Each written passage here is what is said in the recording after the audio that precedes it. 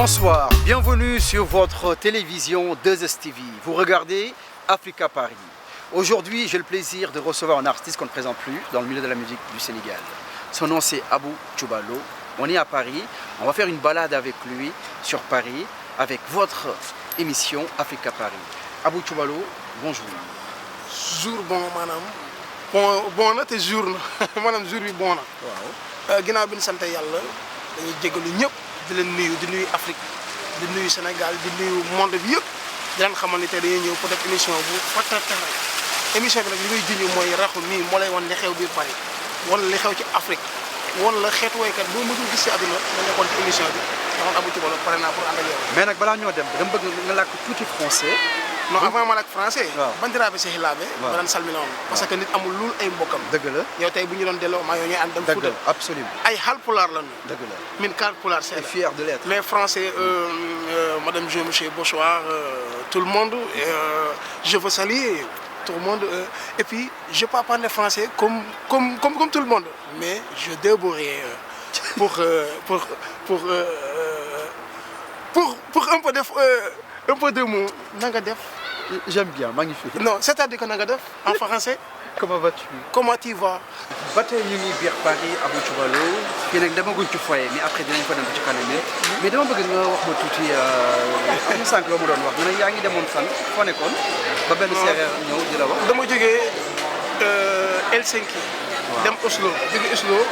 mooy Norvège. waaw Norvège jógee Norvège dem ba Allemagne. waaw bi ma egsee dama ànd ak seen benn xarit bu ñuy wax Tidiane. di dem ci gaar bi quoi ma fekk benn séeréer moo fekk billaahi li ma wax nii foofu.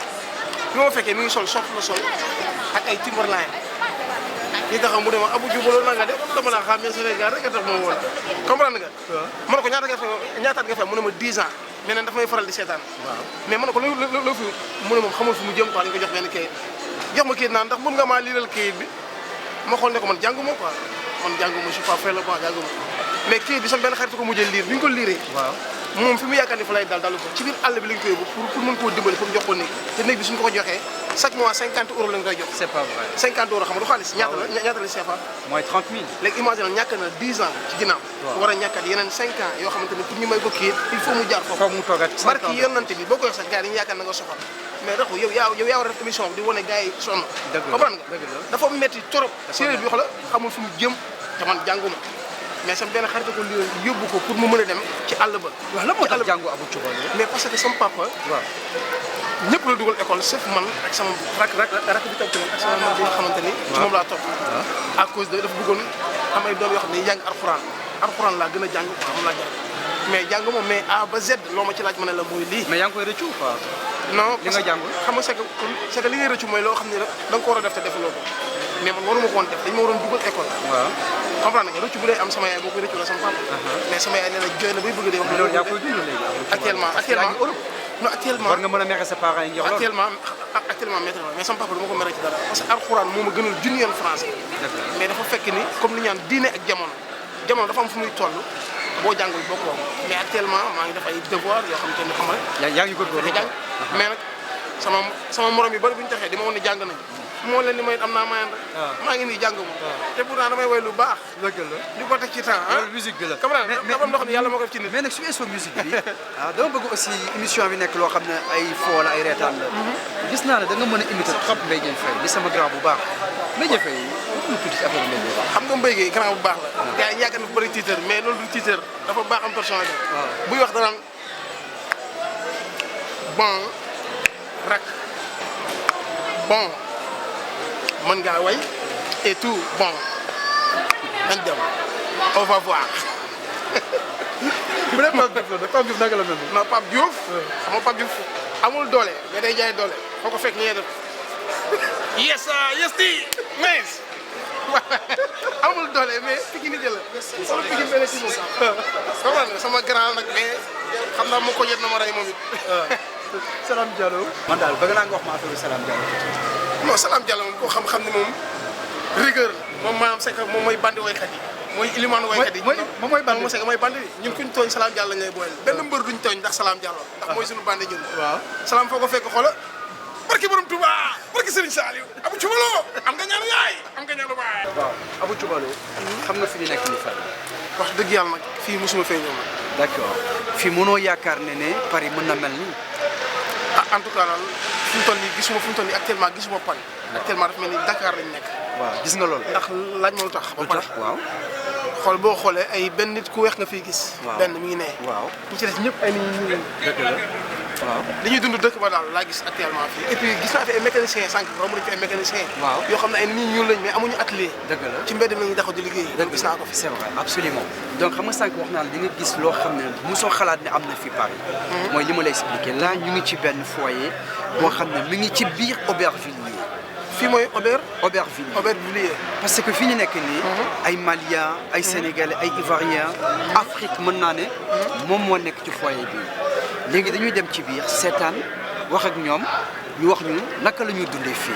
man dem xam naa ni yéemu naa. asalaamaaleykum. lii xeetu socc la. waa li ay socc. wantaay am na fi. wantaay. ak sedd fi am. wantaay gis naa ko fi.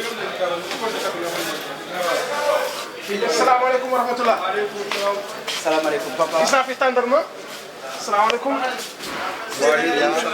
na nga def. Ah, moi je suis pas sénégalais. Malien. Malien, ma femme sénégalaise. Ani Sohoma. Ika Kene. Ika Kene. D'accord. Mais papa, vous allez bien?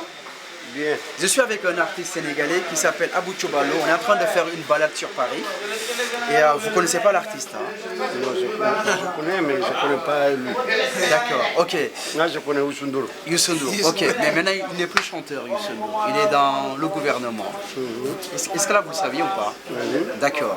Comment vous vous appelez? Rami. Rami. Vous vendez quoi ici? Il y a tout ce qu'il faut en fait. Il y a des bonbons, il y a des dattes, il y a des biscuits, il y a tout. Est-ce que ça marche bien? Non. Pas Il y a trop? des crises. C'est la crise. Donc vous sentez la crise ici au foyer? C'est vrai? Mais je ne sentais plus. Les gens n'ont pas d'argent? Ils n'ont pas l'argent. Ils n'ont pas l'argent. Abou Tchobalo, qu'est-ce que tu peux dire à notre su ma ma papa? koy laajtee leen laa koy laaj nga traduire ko ci français. Oui, vas-y. Comme exemple quoi fii dañ ko def pour nit ñi dëkk fii quoi. lan moo tax ñu fiy jaayee quoi exemple. Mais pourquoi vous vendez ici? C'est ce qu'il vient de me dire en fait. Pourquoi vous vendez ici? Vu que ce sont des appartements ici. Oui, c'est notre maison. Donc vous vendez chez vous. am nañ ci droit Vous quoi. avez le droit de vendre ici. Oui. mais D'accord. et puis laajal ma ko ndax tubaab bi dañu ñëw di leen xool quoi di comme di xool li ñuy def naan di yoon wala affaire yooyu quoi. Est-ce que les Français viennent vous emmerder en fait? Voilà, c'est ça le mot quoi. Ils viennent vous dire non, vous n'avez pas le droit de vendre ici. kon daal fii c'est la Afrique. Donc ici c'est l'Afrique. Voilà. ok Afrique mooy jàppalante. dimbalante kon moo fi xew. Ok. léegi fi ñu jëm deuxième. Là, on vous remercie. Vous connaissez la télévision sénégalaise 2STV? Là, j'en ai deux chaînes sénégalaises. D'accord. Avec celle de Oussundoro. Avec celle de Youssou Ndour. seen Youssou Ndour. D'accord. C'est la 2STV que vous regardez. Merci beaucoup papa. Merci. merci. Vous allez bien? Bien, Très bien. Je suis avec un artiste sénégalais qui s'appelle Abou Tchobalo. Monsieur Tchoubalo, comment on va? ça va bien. Ça va, alhamdoulilah? moi je parle pas français Comme lui? comme lui. D'accord, Inch'Allah, on se parle. Je te laisse parler avec Abou. non li ma koy laaj mooy ndax fi muy wootee nii moom yoon la n'est-ce pas fii la ñu war a denc clé yi nga xamante ni comme fii dem premier étage wala deuxième ba troisième. Donc ça c'est les vestiaires en fait. bu pour loolu la. Non, fii la ñu recevoir seen lettre yi. waaw lettre ok moom laay seen lettre yi ak seen caabi comme bi ñuy dem dañuy bàyyi seen caabi fii. Non, dañ koy yóbbaale fii. non kër gi ma dëkk. ñoom fii dañuy bàyyi seen caabi. Ah, dañuy bàyyi seen caabi. pour bu ñoree am gan. d'accord boo demee jël caabi. D'accord. mais léegi man loolu lay laaj exemple fii pour loolu la wala pour wot la. D'accord. En fait, ok D'accord, il pose une question en disant est-ce que ici vous avez le droit de coiffer ici? Parce qu'apparemment ici c'est pas l'endroit. on n'a pas le idéal droit pour- de les faire. Ah, vous n'avez Non, pas le droit? On n'a pas autorisé de les faire. Par rapport à la direction, on n'a pas le droit de les faire. Mais pourquoi vous faites ça alors? On fait ça parce qu'il n'y a pas un autre moyen de les faire et on a demandé pour une salle spécialement pour nous. Ils veulent La pas. direction ne veut pas et nous on squatte. On squatte. D'accord. Voilà. Donc Non, s'ils on n'a pas viennent, de- faites comment? Bah, ils vont pas nous taper et puis rien faire, mais ils Manger sont pas vos affaires contents. et puis- Ah d'accord. Ils sont pas contents, mais ils ne veulent pas nous jeter non plus, mais on n'a pas le droit. D'accord. Mais puis rien faire non plus. c'est que li ma si jàngat mooy ñoom tubaab bi dañ leen tabaxal fii pour fu ñu fanaan quoi. foyer la boo xam ne dañ leen ko defal pour ñu fanaan ci. mais joxuñu leen ay motuwaay pour ñu liggéey pour ñu mën cee loolu la liggéey. wax léegi nee na amuñu droit bi quoi. loolu laa si jàngat quoi. waaw nee na amuñu droit bi. amuñu bu droit ñu- bi mais joxuñu leen fi ñu ko war a defee moo tax ñun ñëpp. amuñu droit ñu wat fii nit ñi. ils n'ont pas le droit en fait. amuñu droit. déedéet boobu ñoom Mais bu ñu tamit- ñëwee dañuy kaas. mais joxuñu leen fi ñu war a wootee nit ñi. joxuñu leen ko koy def aussi fii. joxuñu leen ko aussi. ok kon ñoom ñoo ko forcé def ko. voilà ñoom ñoo ko forcé def ko. kon am nañ ci droit. waaw parce que ñoom it neen la. dëgg la te comme ñu ngi muñalante seen biir mën nañ ko def. dëgg la mais tamit man sama doomi réew laay waxal. maanaam mooy waa Sénégal. saa yi nañ bàyyi xel waaye billaahi wallaahi fii dafa métti. métti na trop trop trop xoolaat leen lii. parce que dafa métti doo am foo liggéey foo fanaan nga yem fii imagine toi bu la fi sedd bu fekkee. Est-ce que vous avez compris ce qu'il vient de dire? Il vient de dire en fait, là il est en train de parler avec nos amis sénégalais en disant que regardez, la vie est tellement difficile en France parce que là ce que vous faites normalement, vous n'avez pas le droit de le faire. Exactement. Mais quand même, vous le faites. Vous êtes d'accord avec ce qu'il vient de dire? C'est La vraiment vie difficile. est tellement difficile, les gens au pays ne veulent pas comprendre, mais je suis d'accord avec lui, la vie est tellement dure ici. Et nous, le conseil qu'on peut donner aux gens qui sont là-bas, les gens qui peuvent faire leurs études, continuez et faites votre étude au blé. C'est plus mieux qu'ici. Vous gagnez 100 francs, 100 000 francs au pays, c'est mieux que 1500 € ici en France. Nous, on est là, on vit, on est tombé dans l'eau, on va continuer de plonger. Mais la vie n'est pas facile, n'est pas évidente. Voilà, c'est dur. C'est d'où on fait. Pourquoi on fait ça? Même si on travaille ailleurs, pourquoi on fait ça? Parce que le salaire qu'on touche, ce n'est pas suffisant pour nous, pour payer notre loyer et envoyer l'argent au Sénégal, au Mali, en Côte d'Ivoire. On est obligé de faire ça pour vivre. Sinon, tout le salaire qu'on touche, ça ne va pas suffisant pour nous pour vivre et envoyer l'argent au pays. On fait ça pour avoir quelque chose à manger. C'est pas facile, c'est pas évident. D'accord. Voilà, je suis d'accord avec lui.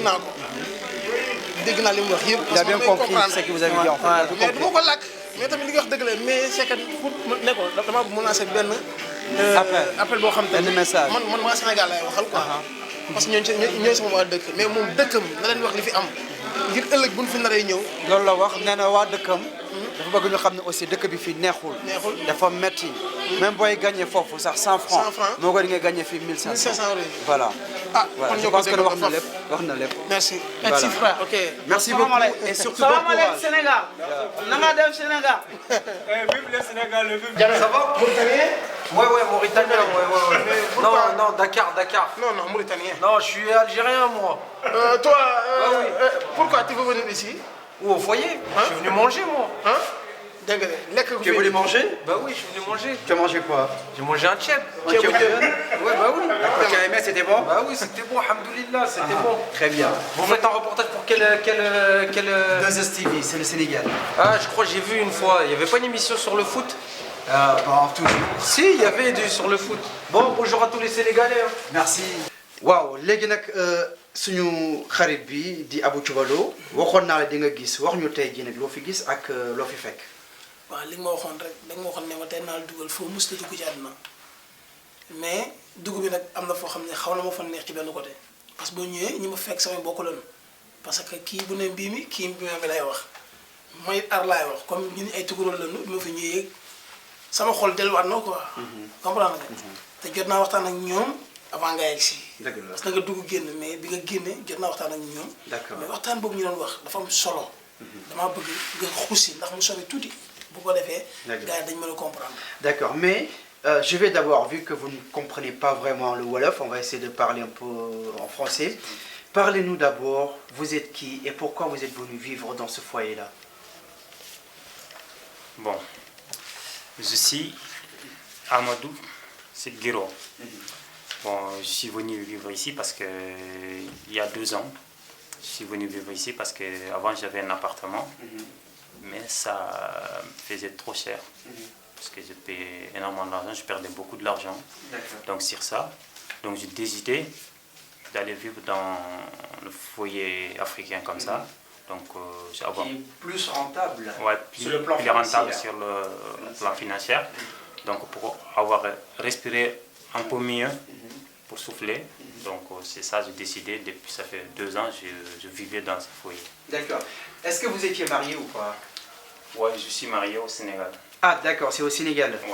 D'accord. Et ici, comment vous vivez? Est-ce que vous vous entendez bien? Parce qu'en général, dans les foyers, les gens vivent à 2, à 3 dans une chambre. Là, comment vous vivez ici vous? Là, on vit, je suis avec mes cousins. Donc, mais chacun sa chambre individuelle quand même. D'accord. Bon, non, mais on vit, on mange ensemble. Le reste, on fait tout ensemble. quand même. Mais c'est on qui vit fait dans la une bonne- cuisine ici? Comment ça se passe la cuisine? La cuisine, c'est nous-mêmes qui font. C'est vous-même? Ouais. D'accord. Mais comment ça se passe en fait? Aujourd'hui c'est vous et demain c'est l'autre. Comment ça se passe? Dès qu'il y en a quelqu'un qui est libre, parce qu'on n'est pas fait par personne. Donc si je suis libre, je ne travaille pas, c'est moi de faire. Pour Aussi, tout le monde? Voilà, pour tout le monde. On est 5, 6, 7 personnes. D'accord. Donc pour préparer pour nous tous. Si c'est demain, c'est l'autre qui est là, qui est en libre, qui va le faire. Ou si tu vas au boulot, tu reviens plus tôt, c'est toi de faire. Donc, Mais qu'est-ce qui est le plus difficile ici dans ce foyer-là? Le plus difficile c'est quoi? c'est plus difficile, c'est la tranquillité. Parce qu'on habite avec les gens qu'on n'a pas même un peu même culture. D'accord, la culture. Donc ça ramène un peu de complications. Il n'y a pas de tranquillité, il n'y a pas de respect. Il y a des allers-retours quoi. Il y a des n'importe quel allers-retours, moment. voilà, il y a des allers-retours, il y a des bruits, n'importe quelle heure. Donc ça, donc, encore l'hygiène, il y a des gens qui ne respectent pas les autres. C'est ça. Parce que vous partagez tout, même les toilettes.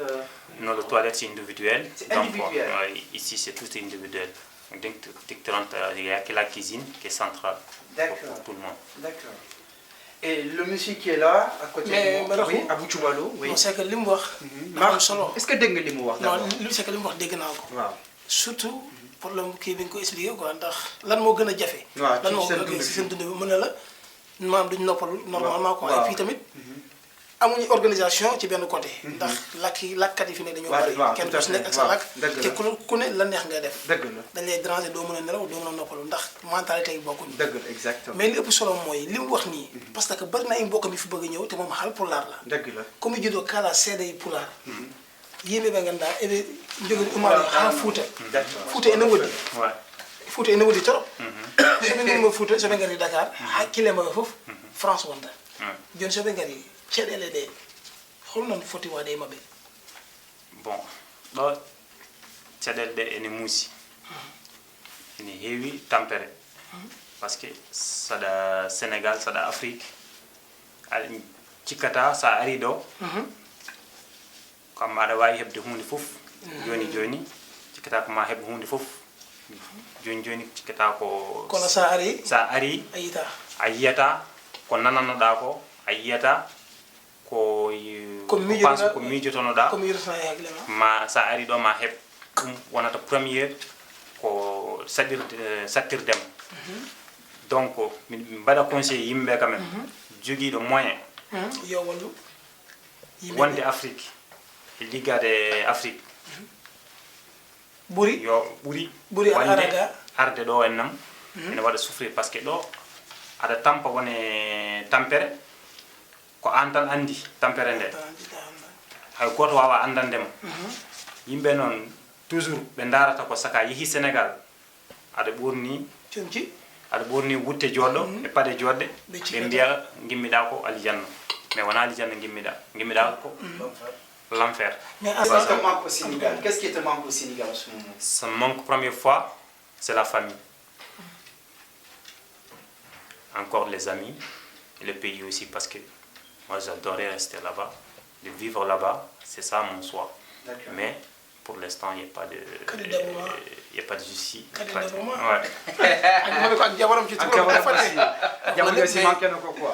Madame aussi. Voilà. D'accord. Pour finir avec toi, qu'est-ce que tu peux dire à nos amis sénégalais, à nos amis téléspectateurs qui nous suivent sur le 2STV Africa Paris? Le mot de la fin pour conclure avec toi. Qu'est-ce que tu peux dire à nos amis sénégalais qui nous suivent? Moi je veux dire une seule chose. Ici, il faut essayer de sortir. C'est le temps avant que ça soit trop tard. Parce que ça fait plus de 70 ans on immigre ici. Nos parents, nos arrière-parents, ils sont tous venus ici. Mais ils ne sont jamais s'en sortis. Tout le temps, ils sont là jusqu'à la mort. Et donc, c'est le maintenant d'essayer de s'en sortir pour retourner au pays, pour faire quelque chose là-bas. Même si tu as peu de moyens, tout le temps, essayer de retourner.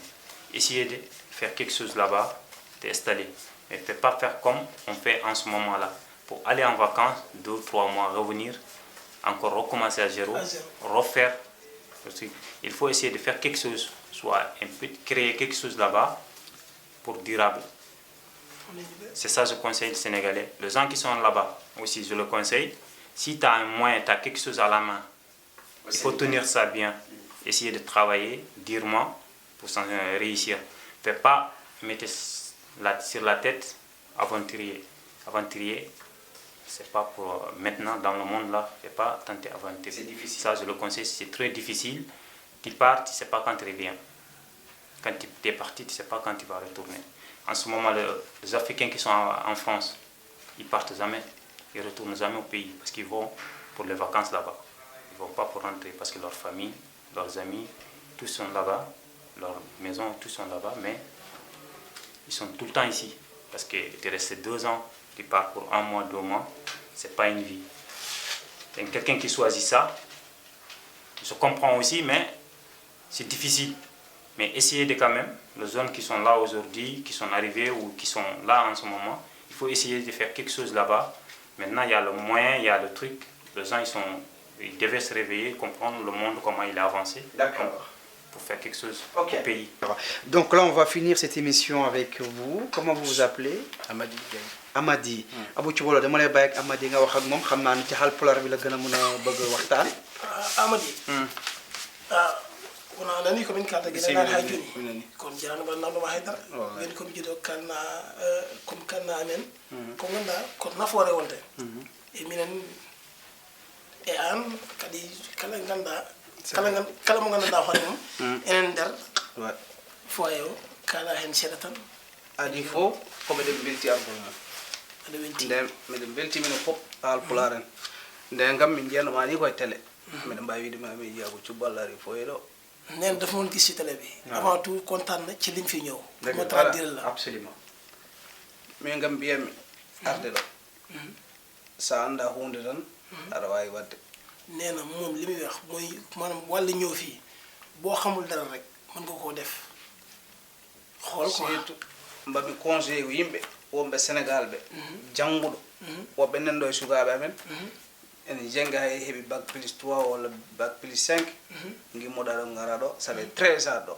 hay Sénégal aɗa wawi liggade nee na li muy c'est que li mu leen di gën a conseillé mooy képp ku jàng quoi mën nga rester toog xool comprendre nga mais nee na am na ñoo xam ne ñoo jàng ba am bac plus ñëw fi te bi ñu fi ñëwee ba léegi ñu ngi taxawal dëgg la il fait que la plongeon comprendre nga gara ɗo e leydi ma taw aɗa wawi wurde to miyo gara ɗo mbaɗɗa comme esclave nee na foofu mën nga fa dund comme buur bu fekkente ne nekk nga sa réew comme jàng nga même boo jàngul sax sa réew mën nga fa dund comme buur mais nee na fii boo fi ñëwee nekk fi jàmm da ngay nekk comme esclave waaw nekk koo jàmm sax mais comme d'accord goppa yumma e bamma duuɓi sappo e ɗiɗi sappo e tati gona e ladde vraiment ne muusi nee na nga bàyyi sa ndey ak sa bàyyi nekk ci dëkku jàmbur fukki at ak ñaar wala fukki at ak ñett dara gën a koo métti neɗɗo noon so anda hunde wiye Afrique ay battalla tan Afrique hunde ɓolde woni toon nee na bu fekkente ne xamoo dara ngaan Afrique dara neewu fa te pourtant Afrique am na dara am na richesse am na dara nen noon sa yayima hoorema tan a yayima fof ko nee na bu fekkente ni yëpp nga sa bopp rek yëpp nga ñëpp maanaam yëpp nga ñëpp quoi bu fekkente ni da ngay yëpp boog sa bopp xam nga doo faati kenn yëpp nga ñëpp dëgg la El Hadj Ndiaye jogi hannde sude sa yiɗi mbiyam ko milliardaire nee na El Hadj Ndiaye bu la neexee tey mën nga ko considérer comme milliardaire macha allah wona o liggi parce que nee na da koo liggéey neɗɗo kala to gonɗa nee na nit ak fépp foo mënta nekk il faut liggoɗa il faut ngay liggéey woto wiidanma hono babam ne jogui Bul ana nekk sama leeli papa am aɗa na. ñaama kalis aɗa waɗa ko welma ɗum ala fof ko nafata nee na bul toog ne sama papa dafa am xaalis damay tëdd di lekk lu ma neex loolu amul benn njëriñ ala he batte quoi amul fenn fi amul mujj minen min ɗen ɗo hannde waɗi min ɗo tan koronkel nee na ñoom leen fi bàyyi du dara de mais maanaam du dara coono kese quoi ak ñàkk comprendre nga bëgg dara et puis tamit lii du seen coobare quoi exemple fi muy waxee quoi du seen coobare du seen bëgg-bëgg quoi gona ɗo liggoyɗa garta tawana e galle ma gartuɗa hay ñamde ma ko probléme nee na nga nekk ci réewu jàmbur dem di liggéey ba ñëwaat même lekk bi war a tegal sa bopp pour lekk ko sax problème lay doon mais du noonu xooloon mën di problème parce que a tampi ka tampude wala sa yimmimi liggéey a tampi wona neɗɗo fof softi yaade defoyde nee na bu fekkente na nga jóge liggéey du caagin dañoo ñàkk lekk bi quoi mais bu daa fekkee da nga fooftaat. liggéey ñëwaat doo am jotu dem toggi pour lekk dëgg la il faut poof jiɗɗa ko foftade et puis parce que noppalu ngay gën a bëgg bu fekkente ne jóge nga ci liggéey kala joguiɗo moye yo heddo toon liggo mine wonɓe gaaɓe hannde waɗi min gaa tan ko ronkere mooy li ñëpp c'est que mooy li ñëpp wax loolu la wax xam nga ñoom bu ñu fi nekkee di expliqué onon soɓe kaala ɗum kamɓe soɓe ngoni soɓe ketto ɓe mbiyata waɗal jahantu tan min hooram nden ade mi arde ɗo so neɗɗo wi otomo ar français mbiyatmi ko jomum yiɗa addude walla yiɗa mi ara dégg nga koo ci waxal loolu lay wax diw bëggul ma ñëw moo tax mu naan ma fii neexul mais comme déjà moom bi mu ñëwee gisal na ko boppam actuellement mi ngi nii bëgg ñibbi mais bu ñibbee à zéro lay commencé wa dëgg la hay somo woodi ɗon mois de 26 août gimmimi afrique holɓe jewtidanɓe sehiraɓe mbi min hannde c'est français so français hannde min mi yahata français neɗɗo ɗon wawi liggade woɓɓe mbiya pour que an a jottako mbimi non wona gotum an oɗon wooyi wona gotum min somi an ko mbawɗa wuuro ɗo min wawa wuuro ɗum dégg nga nee na même bu demee le 26 août nga bi 26 août même bu demee di waxtaan ak ay xaritam lu leen di expliqué te ñoom pourtant am nañ fa ay moyens yu baax mais day wax ak ñoom naan leen foofu métti na ñu naan ko yow la moo tax nangoo toog dëgg la mais comme xas na ba ñam ko moom comme li ñaan ñam lang moom dafa ñam ba pare lang mais li ko fi lang loo xamu ko yimɓamen woɓɓe mi yi mawnumen nan ɗo mbaɗi ɗum avertir ko heewi neldi ɗum kalis guddide bidiga hay auto ji codni ɗum yo liggo finalement jaɓa liggade ngari ɗo hannde nen ɗo e nimsa mum lu doy waar nee na gis na fi ay nit ñoo xam ne ay mag lañu dañoo yónnee seen rakk yi xaalis ubbi leen ay bitig pour ñu liggéey waaw mais fexe nañ ba yàq liggéey pour ñëw fii te bi ñu fi ñëwee ba léegi defuñu fi dara exactement loolu ci loolu la ñuy boucler ak Abou Thioubalo di artiste bu mag nekk foofu ca Sénégal ñëpp xam ko ñu ngi fii ci Paris ànd ceeg suñu mbokk sénégalais maintenant pour ñu boucler émission bi nga xam moom la ñuy def fii Abou Thioubalo c'est un artiste def na devoiram nañu defaral benn a cappella pour mën leen bëggeel ñu xam ne artiste moo fi ñëw tey benn a cappella bu ndaw pour ñu boucler ak ñi la ilaha illallah ndore dande ma yo ndore bien ndore dande ma bien ndore dande ma yo ndore dande ma ndore yi man tay ke bi jiro hore mom toto dande ma yo bay ndore ko jimol jambare be hanki toto futa toro cumu jam hame biro modi ko me penda sar cho ngawle la ilaha illallah ndore dande ma yo ndore dande ma arnda jingo ala nda jingo merci Abou Thioubalo kontaan nañ ci yow en tout cas on vous remercie merci beaucoup de pouvoir nous recevoir ici chez vous en tout cas c'est un plaisir merci waaw non xool néeg bi ni mu toll waaw dëgg la tuuti na loolu d'accord jël et puis néeg lu am solo bii nii jaw na suuroo fa